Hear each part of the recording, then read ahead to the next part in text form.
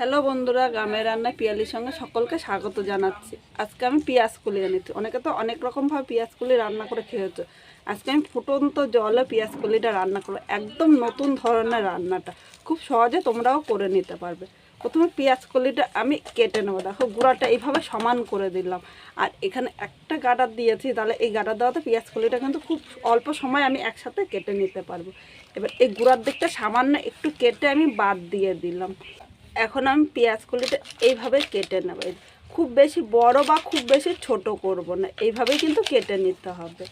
আর আমি একটা ছুরির সাহায্যে কাটছি, তোমরা তোমাদের ইচ্ছে মতো কেটে নিতে পারো। আর এইভাবে দেখো, এই গাটারটা দেওয়াতে কিন্তু আমার পেঁয়াজ কলিটা একবারে খুব সহজেই কেটে নিতে পারছি। এইভাবে কাটলে আমার খুব অল্প সময়ে কিন্তু কেটে নিতে পারবো। বন্ধুরা, এখানে সব পেঁয়াজ কলিগুলো কাটা হয়ে গিয়েছে। এবার পেঁয়াজ কলিগুলো আমি একটা থালার মধ্যে নিয়ে নিলাম। এই সাইডে দুই একটা পেঁয়াজ কলি পড়েছে, সেগুলো কিন্তু আমি নিয়ে নিয়েছি। এবার এই পেঁয়াজ কলিগুলো আমি ভালো করে ধুয়ে নিয়ে আসবো। এবার এখানে একটা কড়াই বসিয়ে দিয়েছি, কড়াইয়ের মধ্যে আমি জল নিয়ে নিলাম। এখন আমি যে পেঁয়াজ কলিগুলো কেটে রেখেছি ভালো করে ধুয়ে নিয়েছি, এই জলের মধ্যে আমি নিয়ে নিলাম।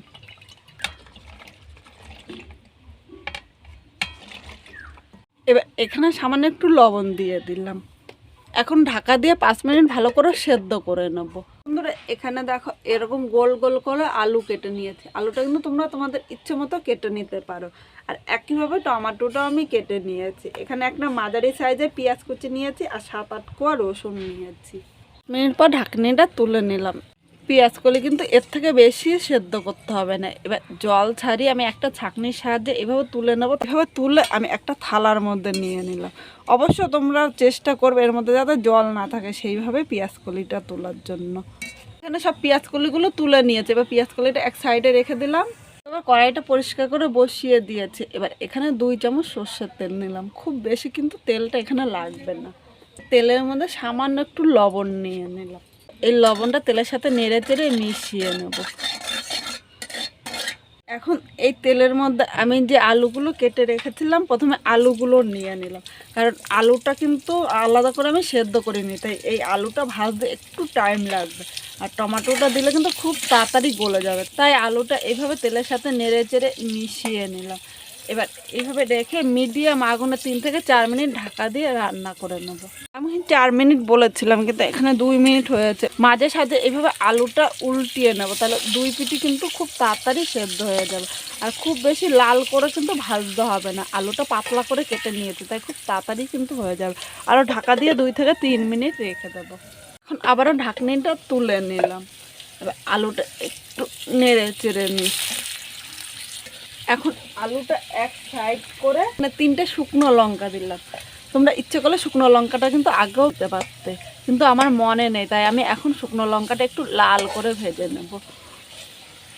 এটা একসাথেও ভাজতে পারো বা আলাদা আলাদা করে কিন্তু ভেজে নিতে পারো।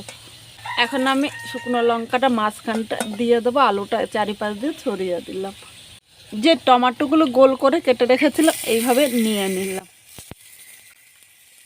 মিডিয়াম আগুনে কিন্তু করতে হবে। এবার ঢাকা দিয়ে আরও 2 থেকে 3 মিনিট রেখে দেবো, তাহলে টমেটোটা কিন্তু অনেকটাই নরম হয়ে যাবে।